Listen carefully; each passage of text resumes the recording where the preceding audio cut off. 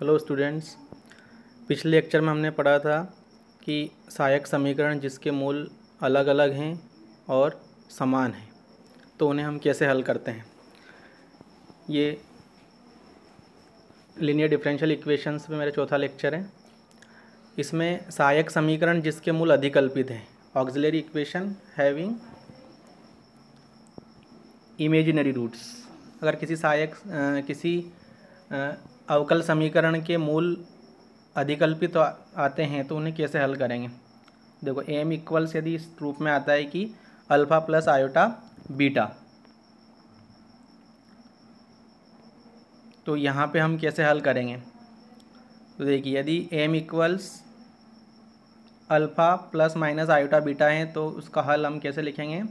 Y equals ई की power के रूप में अल्फ़ा एक्स हो जाएगा और C1 cos beta x plus C2 sign beta x. इसी तरह हमने पढ़ा था कि यदि मान समान आते हैं, मतलब पुनरावृत होते हैं मान, तो हम उसे कैसे लिखेंगे। जैसे यहाँ पे देखिए m equals alpha plus minus iota beta 3 बार पुनरावृत हो तो इसके संगत अवकल समीकरण का हल क्या होगा।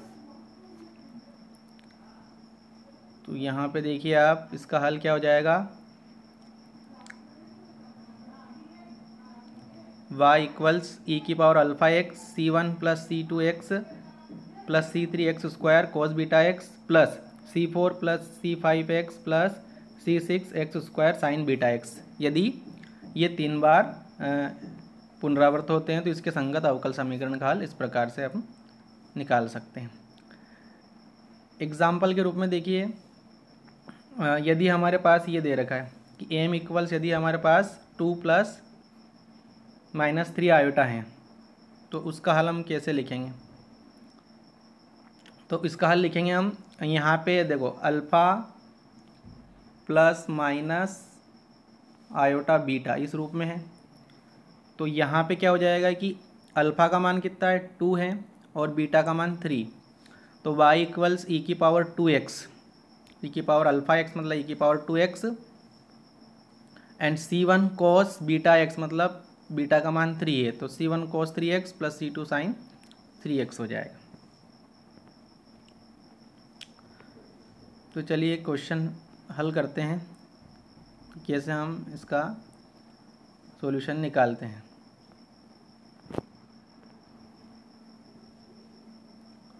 तो पहला प्रश्न है आपके सामने, सोल्व d3y अपन dx cube minus 8y equals 0।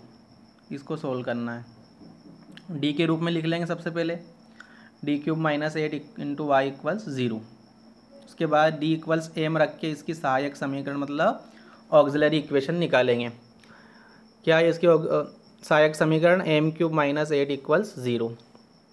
अब यहाँ पे मैंने आपको मेथड बताई थी कैसे हल करते हैं। अगर 3 घात की या 3 से ज़्यादा घात की समीकरण है तो 2 घात की समीकरण हो तो उसे हम सूत्र विधि या फिर गुणनखंड विधि से हल करते हैं। लेकिन यहाँ पे 3 घात की समीकरण है तो इसमें हम m रखने पे यहाँ पे 0 आ जाएगा हमारे पास। इस समीकरण में हम m इक्वल्स 2 रखने पर, m इक्वल्स 2 रखने पे यहाँ पे 0 आ जाएगा। इसका मतलब ये है कि इस समीकरण को हम m-2 से डिवाइड करेंगे। एक फैक्टर यहाँ पे क्या बनेगा m-2 और m-2 से डिवाइड करेंगे तो एक फैक्टर हमारे पास आएगा m square plus 2m plus 4। इसका सॉल्यूशन आप यहाँ पे देख सकते हैं कैसे हल कर रखा है। m-2 से डिवाइड किया m क्यूब माइनस 8 को, तो यहाँ पे इस तरह से आप इसका सॉल्यूशन देख सकते हैं। इसका सॉल्यूशन आ जाएगा हमारे पास m square plus 2m plus 4 equal 0। तो यहाँ पे देखो ये एक फैक्टर हो गया m-2, दूसरा फैक्टर हो जाएगा m square plus 2m plus 4 equals 0। m-2 से m का मान आ जाएगा 2 और यहाँ पे हम वर्ग समीकरण को 10वीं में पढ़ चुके हैं कैसे हल करते हैं। सूत्र विधि से यहाँ पे हल करना पड़ेगा। सूत्र विधि से हल करेंगे मतलब सूत्र क्या होता है, x अगर x में समीकरण है तो x equals minus b plus minus under root b square minus 4ac upon 2a। क्या हो जाएगा सूत्र इसका, minus b plus minus under root b square minus 4ac upon 2a। ये इसका सूत्र हो जाएगा और इस सूत्र की सहायता से हम यहाँ पे वैल्यू निकालेंगे। अब देखो यहाँ पे M square plus 2m plus 4, मतलब यहाँ पे जो a की वैल्यू है वो 1 है, b की वैल्यू 2 है और c की वैल्यू 4 है। मतलब समीकरण क्या होता है, x square plus b x plus c, है ना, वर्ग समीकरण, क्वाड्रेटिक इक्वेशन बोलते हैं।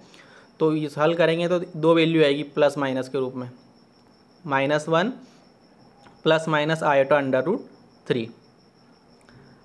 अब इसका हमें हल लिखना है तो कैसे लिखेंगे।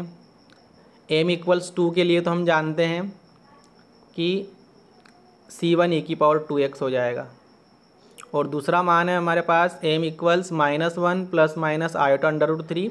इसके लिए हमारे पास क्या हो जाएगा, अभी बताया था मैंने, इमेजनरी रूट्स हैं ये। तो यहाँ पे e⁻−x, मतलब अल्फ़ा की वैल्यू कितनी है, -1 है, तो e⁻−x। c2 cos, और यहाँ पे बीटा की वैल्यू √3 है, c2 cos √3x plus c3 sin √3x। ये इसका सॉल्यूशन हो जाएगा। इस तरह से हम यहाँ पे इसको सॉल्व करेंगे। इसी तरह नेक्स्ट क्वेश्चन आप देख सकते हैं, d⁴ प्लस 8d² प्लस 16 = 0।